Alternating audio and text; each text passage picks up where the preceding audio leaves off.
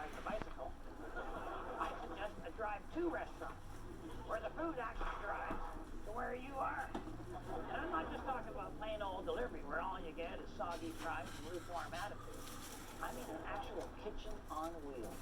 It's $1 million idea that you can make out of a $40 car. Now, since we're talking takeout, we got to start by taking out a few things, like these seats. Now, if you end up using the luxury gear, the heating section, they create bun warmers. Okay, now that the seats are gone, the only other thing I have to lose is the roof. If you don't count my credibility, and I'm sure you don't. Okay, I just gotta get this out of the wind here.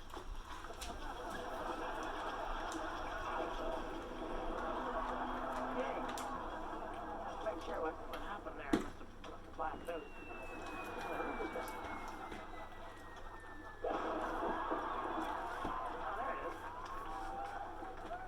Okay, now the next step is to install our grill here. It only makes sense to be cooking our burgers on a barbecue, but we're going to actually tie it into the fuel line of the car. I'm not going to need this propane tank. Look at me. Okay, then the barbecue's going to take care of the burgers and hot dogs. But for the french fries, I need something that will hold a lot more grease. And I don't mean Harold's comb. How about the tank? An old oil furnace, huh? And the beauty of these babies is the longer she's been there, the easier it is to detach.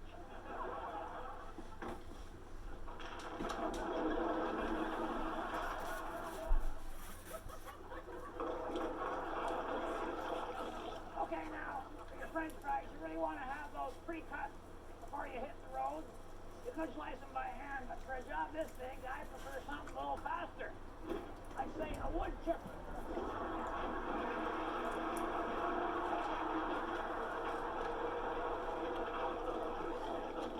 Now we're cooking up. I cycled the engine oil through the fryer in the same oil to keep the engine cool, keep the fryer hot. I'll tell you something. You want those golden fries everybody loves? 10W30. Even got these fryer baskets, which you can get from any grocery store. Attention shoppers, your fries are ready. Meanwhile, up front, our burgers are piping hot, perfectly broiled, all ready for our prep station. And while you're at it, why not fill the car radiator with hot coffee and then hook it up to a tap mounted right here on the dashboard? Okay, I think I may have just answered my own question there. So remember, women don't find you handsome. They should at least find you handy. Now, if you'll excuse me, I got a hungry town to feed.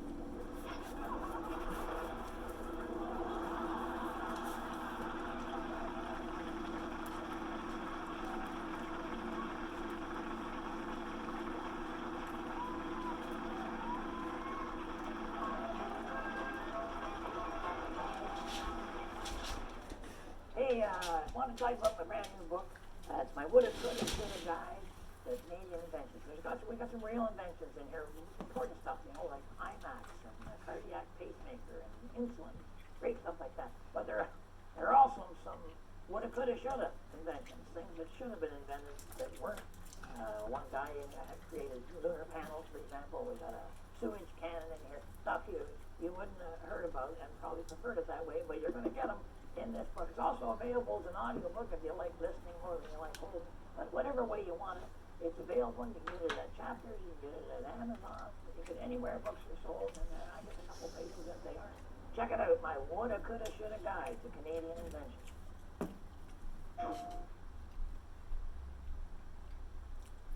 Where will your wings take you?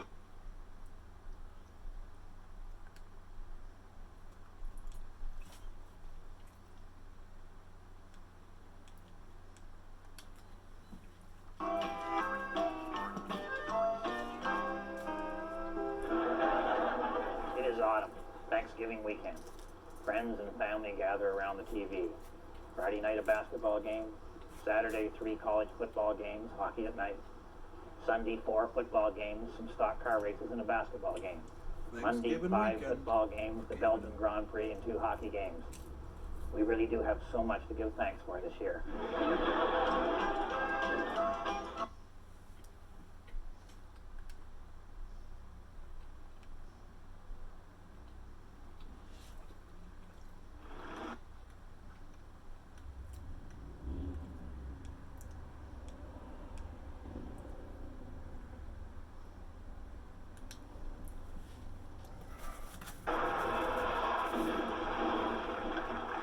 Every once in a blue moon, the world gives you credit, huh?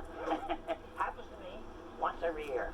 You know, on that special garbage day when people can put out anything they want of any size and the garbage collectors have to take it. Right. Well, that's the day everybody wishes they had a van like mine. Take a look at this. Huh? What do you see here? Huh? Bathtubs, taps, showers, nozzles, drains, U-joints. Now, I suppose you could use this stuff to put a guest bathroom in your house. What'll that get you? Yes. I look at this stuff and I see cooking over charcoal. That's right, a barbecue.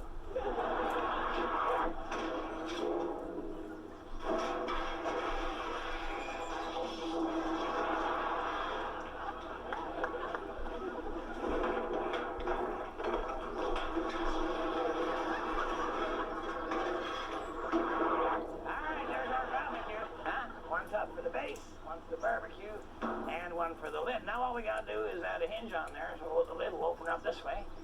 Okay, we could bolt hinges on there, but that would involve probably 9 hours of work plus stealing a drill.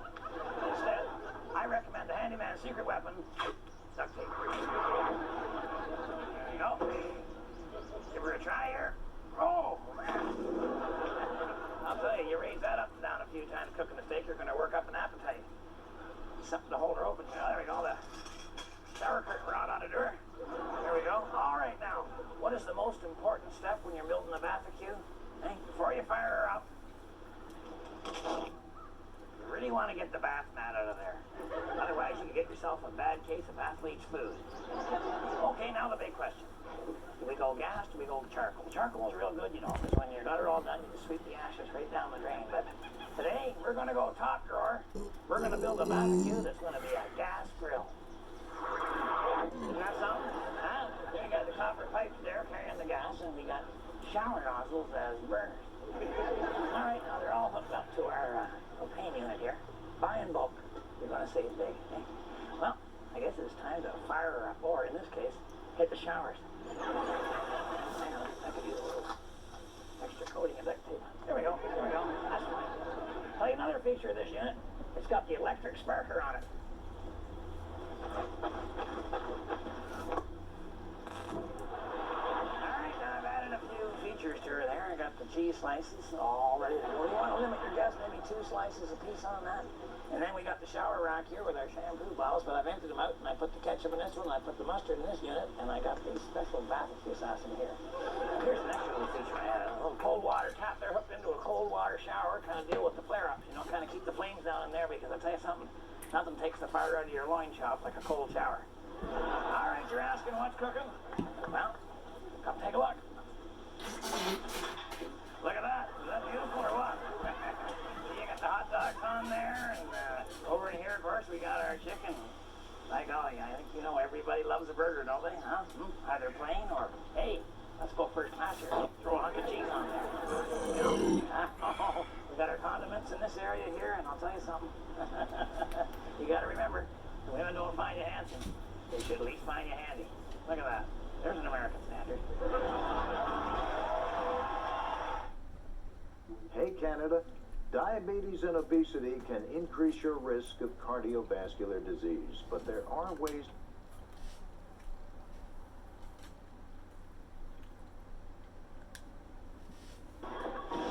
This week on Handyman Corner, we're going to do a project that really shows you how to make do with what you have.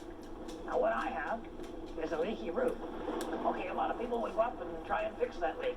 That's because they think the roof will hold their weight.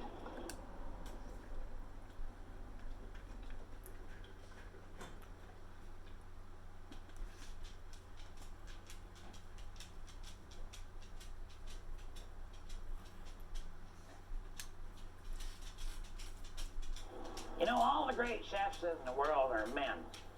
There's the guy with the hat, and the BAM guy, and the funny guy. You know? So I would think that most men would like to cook. I mean, you get to use lots of tools, and you can eat your mistakes, or at least your dog can. And you don't have to buy any of those fancy kitchen gadgets.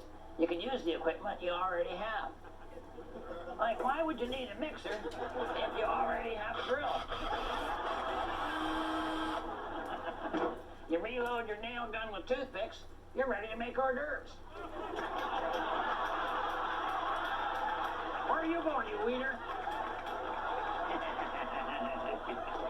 And here's a dandy. You know, they advertise these home vacuum packing systems for food on TV. And the salesman says if you don't get one of these for your wife, you're almost like a war criminal. But hey, I already have a vacuum cleaner.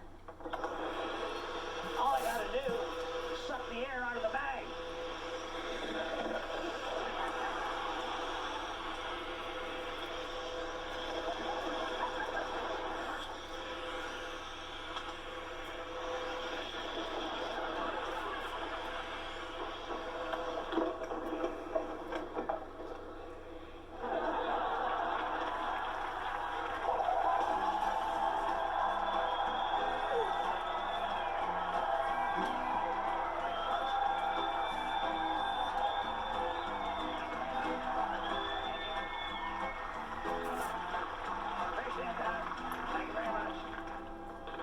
You know what this is? These are called Yorkshire puddings. I made these. Don't worry, I haven't crossed over or anything. It's just a little business deal I'm working on. Bernice and I were out at a seafood restaurant the other night. Wouldn't you know it, they're out of steak. So I gotta take a walk on the wild side. I order roast beef. And it comes with one of these Yorkshire pudding deals on the side. I thought a wasp nest had dropped off one of the ceiling tiles. You know, it's kind of doughy on the outside, nothing on the inside. Sort of like a lodge member. So that's when my entrepreneurial mind kicks in. You know, in our town, we got 4 donut shops, 3 muffin outlets, and a bagel factory. But so far, nobody's had the smarts to open up a Yorkshire pudding drive-through. Uncle Red, Yeah. did you want to see me? Yeah, I need your brain for something. Ah, thank you very much. I figure you're not using it, so... Harold, you know what that is? Oh, yeah, I've been to a horse farm. Here. I made these myself.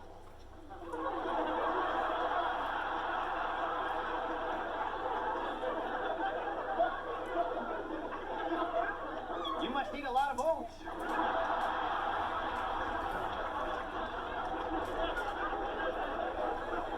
It's a Yorkshire pudding, Harold, okay? Oh, okay. This is the next big thing for me. I've already got a retired athlete as a spokesperson. Oh, let me guess. Seabiscuit? Harold, I got Gump Gorbachev. Wow. Yes. Wow, who's he? Well, he's a great hockey player, Harold. He's the best left-handed, one-legged defenseman to ever play for the Port Asbestos Aspirators. That's who he is. Okay, I just thought, a celebrity was supposed to be famous. I never heard of Gump Gorbachev. Well, you probably know him as Bob, but they call him Bob, but his real name's Gump. Bob? I know that guy. I know him. Oh, yeah, he's a big hairy guy, no front teeth. Yeah, they call him Puckface. Well, close enough. And missing front teeth is one of the things I like about him, because his smile makes it look like our Yorkshire puddings are easy to chew. Uncle Red, you know nothing about creating a restaurant franchise. I have a plan. Oh, really? Wait, what might that be? My plan is to think of something brilliant. Never happened.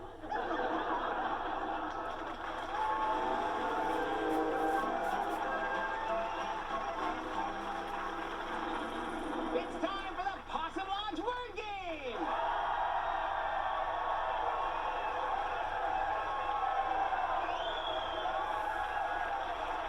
Tonight's winner receives this coupon for a free jar of Farmer Dan's moisturizing cream made entirely out of pig fat. For women who want their face to be as smooth as a football. All right, Mike, cover your ears. Red, you got 30 seconds to get my camera to say this word. hug. Hug. All right, mister. And go. Okay, Mike, when you were a kid, your grandma always needed a... Breast mint. Okay. This is something that your mother would give you to make you feel better. Right. Okay. Now, what's it called when one person wraps their arms around another person and holds on tight? A citizen's arrest. Okay, this is something that a lot of men would like to exchange, but they feel they just can't. Wives? All right, say one night you're feeling romantic, and to get things started, you give your girlfriend a... 20. Almost out of time here, right? Okay, Mike, if you ever meet your real dad, you'll probably want to give him one of these. Oh, a paternity test. Well, just to be sure. I mean, the last time I saw him, I was still in Huggies. Yeah.